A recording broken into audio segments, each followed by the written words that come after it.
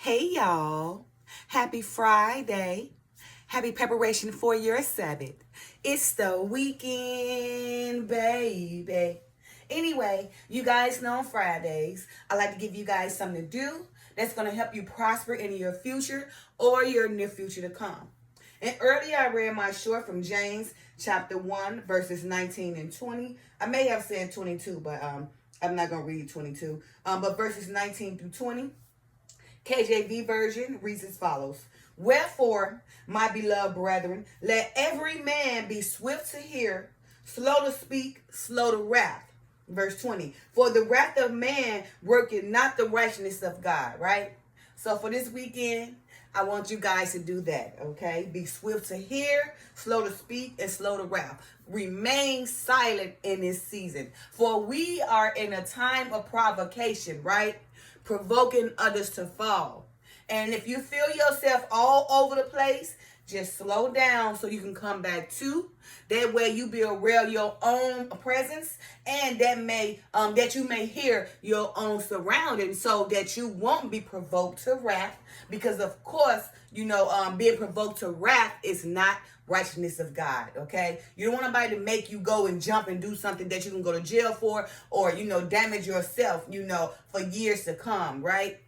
So again, for this weekend, I want you guys to practice the art of remaining silent, right? Don't be so quick to jump to every offensive thing, but, be swift to hear, right? That's why you got, two ears, okay? So you can hear very well, right? In one mouth, so you don't speak so much, right? Slow to speak. Again, that's why you got two ears and one mouth, so you can hear twice as much as you speak, okay? And slow to wrath, right? So that way, if you take the time, to be swift to hear, and slow to speak, then you won't have to worry about being provoked to wrath, right? Because being provoked to wrath will cause you to do something off the whim. Somebody make you mad, now you go hit them, do anything, shoot them, kill them, lie on them, betray them, backstab them, do anything, so quick that will cause you to mess up your whole life for years to come, okay?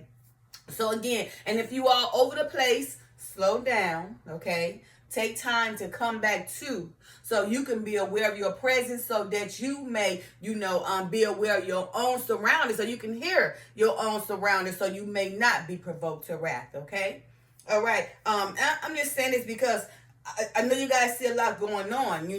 We just in the season of provocation, okay? Provoking others, because remember, our emotions are so strong and it's so powerful and it's so easy to be provoked. So that's the tactic now. That's the means that's being used. Okay, we know about how women are angry, or men angry. How they get angry, or how you can expose their weak point about themselves, right? To make them to react to every offensive thing, okay? So remain silent. Don't be so quick to react to every offensive thing, because if you react to every offensive thing, then that person who making you or provoking you to react to every offensive thing has control over you.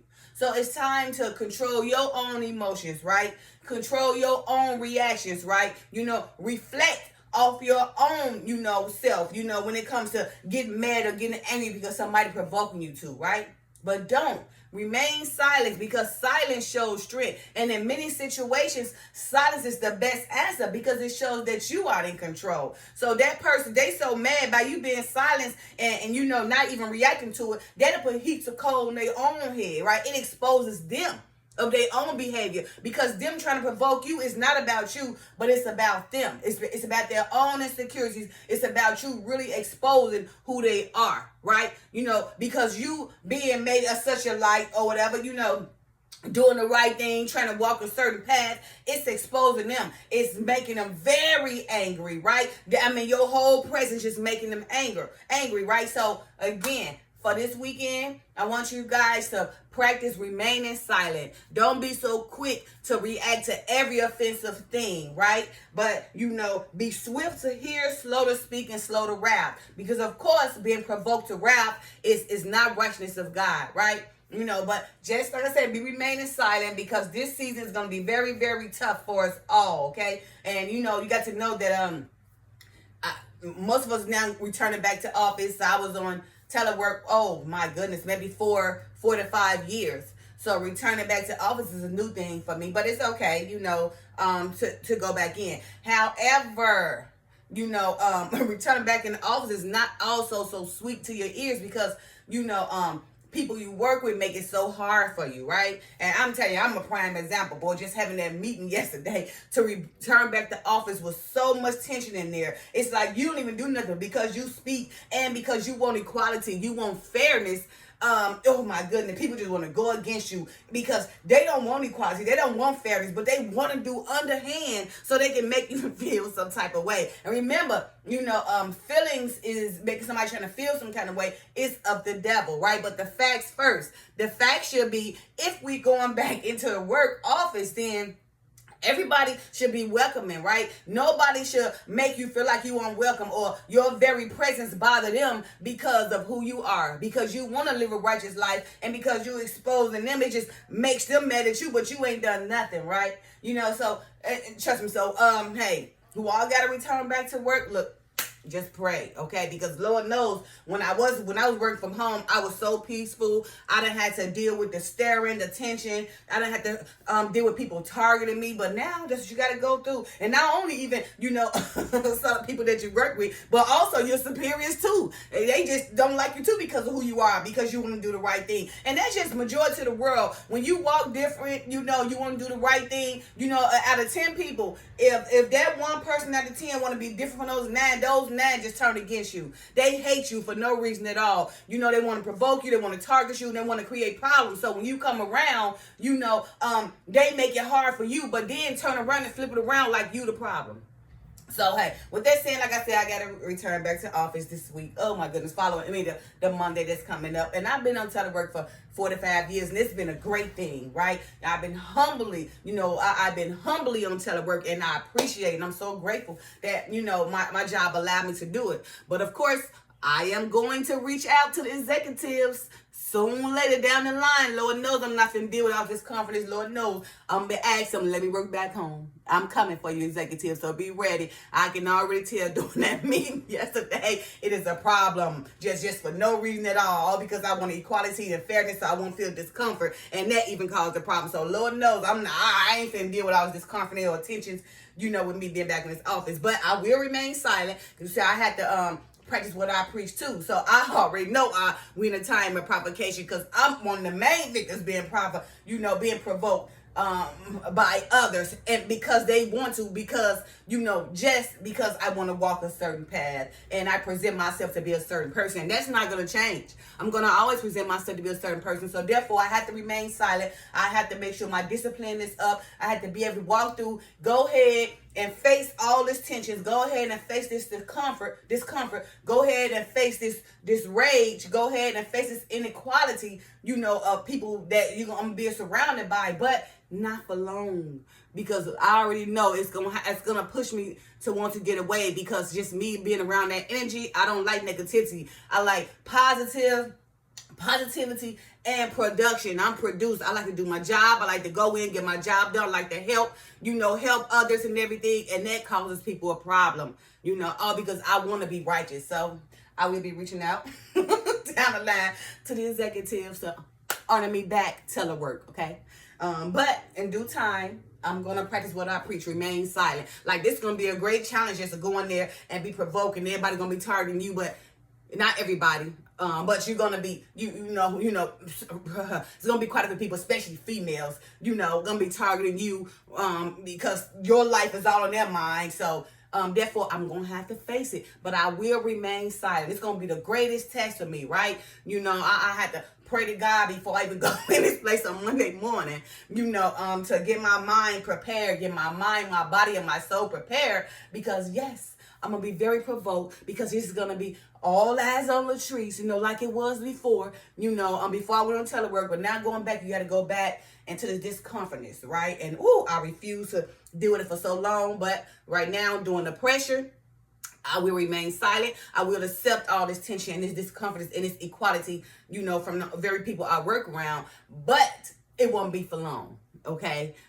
Because again, this is the season of provocation, provoking others to fall, and I will win, okay? And I'm asking you guys also to do the same thing, because a lot of us returning back to office, okay? So just got to be ready to bear the tension, better unfairness, better inequality, and not that the people at the top do, but I'm talking about just your own people you work with, probably surrounding every day, just who make your life their target, who worry about you 24/7, because their life is out of order, So I'm telling you guys to be ready, because we're in a time of return to office and everything, so there's a season of provocation. Right? They want to get in your feelings. You've been gone so long. They've been missing you. Now you're coming back. Now they can go back and do their due diligence of provoking you.